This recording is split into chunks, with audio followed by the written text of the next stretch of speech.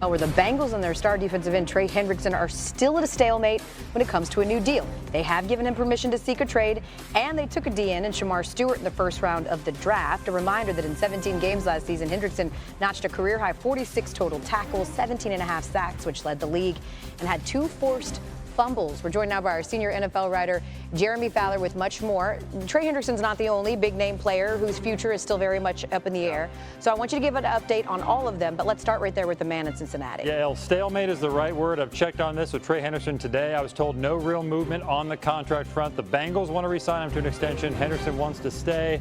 But there's a lot of work to do from what I understand because of that ballooning pass rush market. Guys making well over $30+ million per year. Hendrickson will need to be in that range. And the Bengals know that if they don't get this done, that Hendrickson could stay away for a good long while here. Off-season workouts, heck, maybe even games. He's pretty convicted here to want a new deal. There's no real trade movement, so it's on the team and the player to try to hash out a new contract before the season. Then you got Jalen Ramsey. The Miami Dolphins have been calling around the league to gauge trade interest in Ramsey, who's got $24 million in guarantees on his contract, which makes a trade really hard to do. My sense after asking around is the Dolphins have not wanted to cover some of that guarantee, which could make a trade prohibitive here. Los Angeles Rams have been linked to Ramsey. That could make a lot of sense as a reunion there. They know the player. And I'm told Ramsey wants to go to at least a contender, wants to go to certain locations. He'll have a short list. That could make it tough as well. The Dolphins also have some contingency plans as well. They added to their secondary, drafting Jason Marshall and Dante Drader Jr. in the 5th round. Okay, that's the AFC. Let's go over to the NFC. Like, come on, man. Micah Parsons with the Cowboys. Like, he's still waiting for a new deal. This feels like a total no-brainer. What are you hearing about the conversations happening in Dallas? So, El, this one is a slam dunk. Dallas knows that, but I'm told that Dallas has not ramped up negotiations with Parsons and his agent just yet. Now, they've made clear they want to do something. They're planning for it. They're budgeting for it. All those things. We know what the numbers are probably going to have to be, well above $35, $40 million per year based on his market value. But the Cowboys are always uncomfortable, or at least comfortable waiting, being patient in these situations. Yeah. We've seen it with Dak Prescott. They waited to September to do a deal. CeeDee Lamb waited till late August. Trevon Diggs, other stars. But they do have a penchant for eventually paying those guys. So they'll get to work on that at some point this summer. It just hasn't taken off yet. Yeah, Parsons, of course, has made the Pro Bowl in all 4 seasons of his NFL career. But you cannot understate how important and integral he is to everything that they're doing in Dallas right now. Same could be said for you, Jeremy Fowler. Thanks for bringing your insight. Appreciate it. Matthew Golden there. The first wide receiver Green Bay's drafted in the 1st round since 2002, meaning they never did it for Aaron Rodgers, but they did do it for Jordan Love. Golden today speaking about his new QB. He texted me literally right after I got drafted, told me it's time to go to work, congratulated me, and just told me, well, it's time to work. Yeah, I'm ready. I've been waiting for this moment my whole life, and to be here, like I said, I'm gonna be present, but I'm gonna let my presence be known. I'm gonna come here and compete. I got myself here, being myself. So that's all I'm gonna do. And I'm gonna come in here and compete and work just like I did my whole life. So it's nothing new to me. Like I said, man, I'm just happy to be here.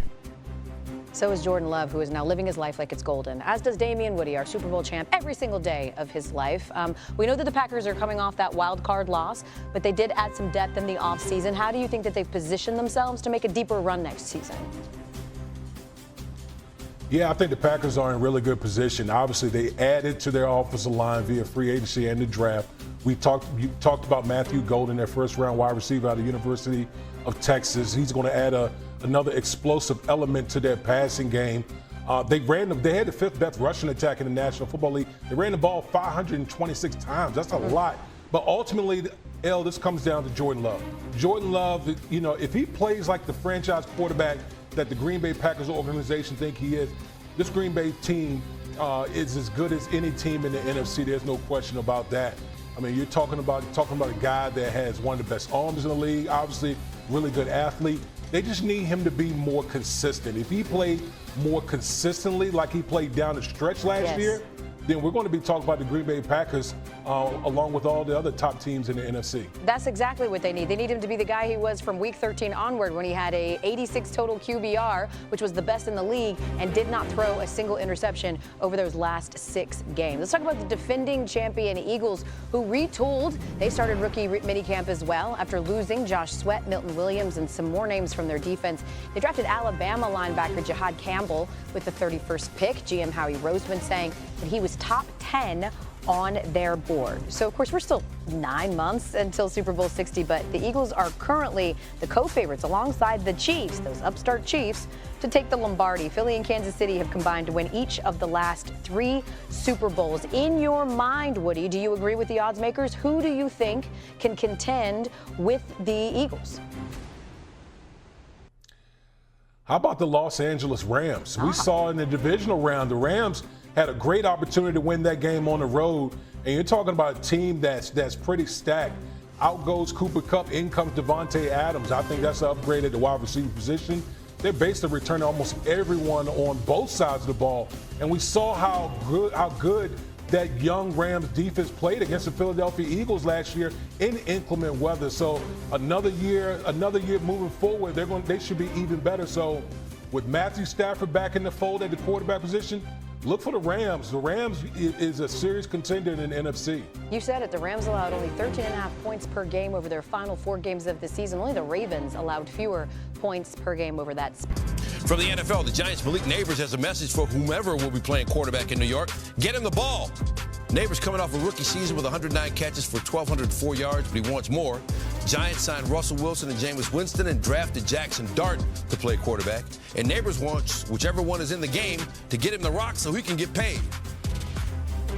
I ain't gonna speak on all receivers, but I'm gonna speak on, and I'm speaking on our receivers. We all feel the same way.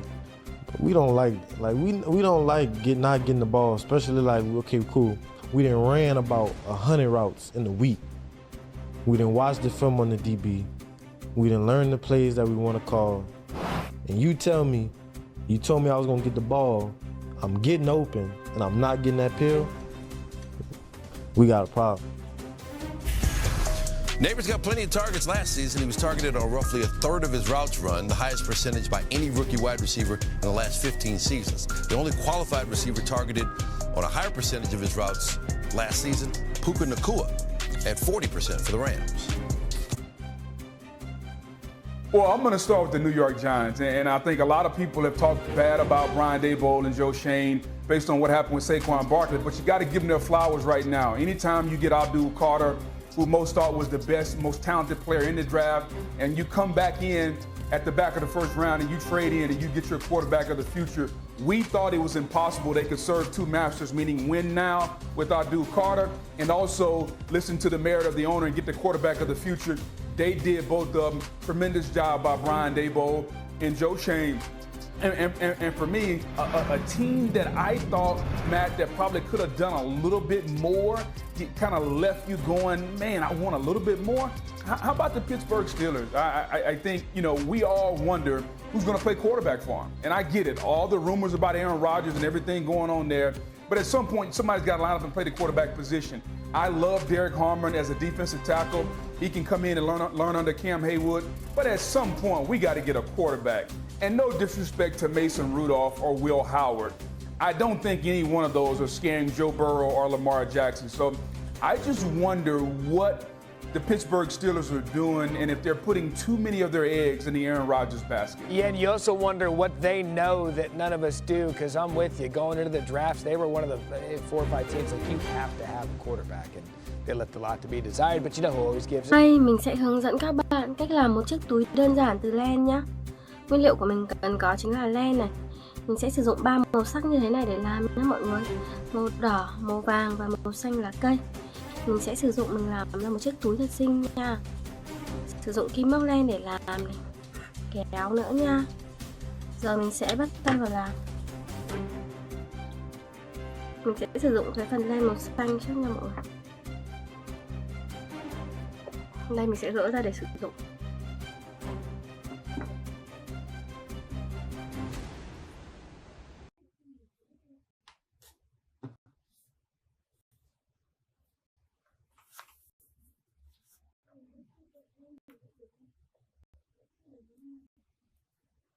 Rồi bây giờ sẽ tiến hành móc. Mình sẽ móc một cái nút thắt ở đây trước.